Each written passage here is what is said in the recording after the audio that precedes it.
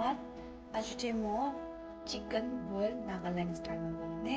अनि हामीले चाहिँ मोस्ट अफ द टाइम हामी चिकन करी मसलाहरू हालेर है त्यसरी खाने गर्छौँ। तर आज म चाहिँ सिम्पल चिकन बोइल गरेर कसरी बनाउनु अनि तपाईँले एकपल्ट ट्राई गर्नु सक्नुहुन्छ। अनि लेट्स स्टार्ट। मैले यस्तो चिकन धोएर राखेको छु अनि यो चिकन चाहिँ म एउटा डेक्चीमा हाल्छु। यसमा तेलहरू केही पनि हाल्नु पर्दैन, खालि एउटा सिम्पल डेक्चीमा तपाईँले चिकन धोएको चिकन हाल्नुहोस्। यसरी हालेपछि मजाले यसरी भयो चिकन। यसरी हालेपछि चाहिँ त्यसमा मैले 2टा टमाटर अन्त फेरि यो खोर्सानी, यसलाई चाहिँ हामीले यता चाहिँ नागाल्यान्डमा चाहिँ लोकल खोर्सानी भन्छ, तर दार्जिलिङतिर अरू जग्गामा हुन्छ अलिक ठुल्ठुलो खालको सुक्खा खोर्सानी है, सानो खालको। अनि यो टमाटरलाई चाहिँ 4टा बनाउने, 2टा टमाटरलाई 4टा बनाउने अनि खोर्सानी हाल्ने।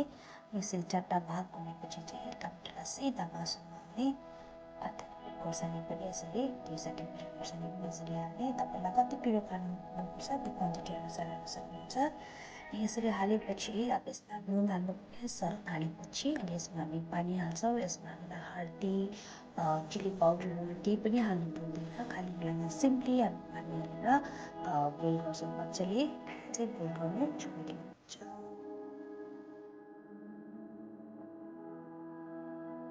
यसरी सब्जी चाहिँ मजाले बोइल हुँदैछ अनि टमाटर पनि पाक्यो, उसमा पनि बोइल भयो हो। यसमा हाल्नुको लागि चाहिँ मैले जिन्जर गार्लिक अलिकति त्योपछि एउटा प्यान लिने अनि त्यसमा चाहिँ म टिमुर अलिकति हालिरहेको छु। अनि हामी नागाल्यान्डमा यसलाई चाहिँ मिठोका बुट्टी भन्छ।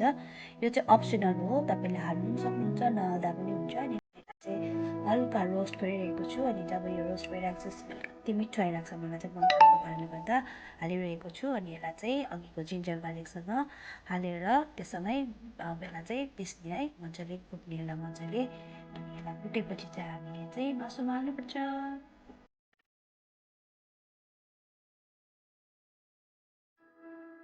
अब यो पाकेको टमाटरलाई चाहिँ म निकालेर त्यसमा सिधा जुन चाहिँ अदुवा लसुन अनि टिम्बु छ त्यसमै हाल्ने। त्यसलाई पनि अझै मजाले पिस्ने है। सिलौटोबाट चाहिँ युज गर्नु परेन, मिक्सरहरू युज नगरेर यसरी छ भने चाहिँ यसरी युज गर्दा राम्रो हुन्छ। यसरी टमाटर हालिदिने। यो खोर्सानी अघि पाकेको खोर्सानी पनि यसरी पाकिसकेको छ, यसलाई पनि यसरी हालिदिने।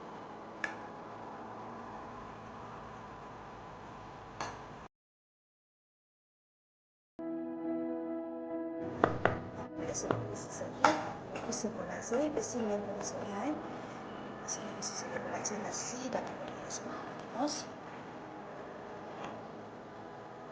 यसरी हाल्नु चाहिँ अब तपाईँले तपाईँको सब्जी पकाउनु सक्नुहुन्छ।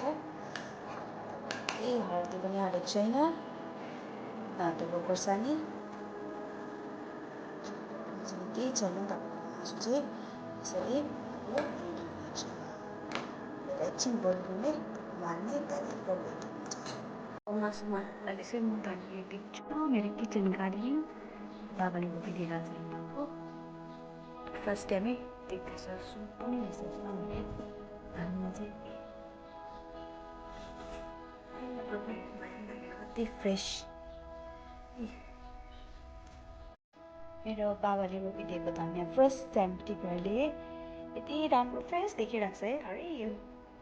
अब यो धनियाँ चाहिँ म अब त्यो मासुमा हरियो सुपमा हाल्छु।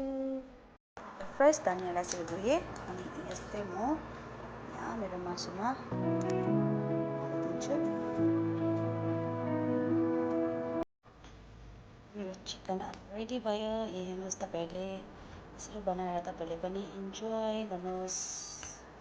रेडी भयो मेरो चिकन। Thank for watching. सबैलाई धेरै धेरै धन्यवाद। तपाईँलाई पनि यस्तै चिकन बनाएर अल्छी टाइममा मिठो मासु खानु मन लाग्यो भने यसरी ट्राई गर्नुहोस्। अनि तपाईँलाई राम्रो लाग्यो भने मेरो भिडियोमा कमेन्ट गर्नुहोस्, लाइक गर्नुहोस्, सब्सक्राइब गर्नुहोस्। अझै यसरी नै म तिमीहरूमा अझै असल भिडियो बनाएर हाल्छु। Thank you so much for watching my video.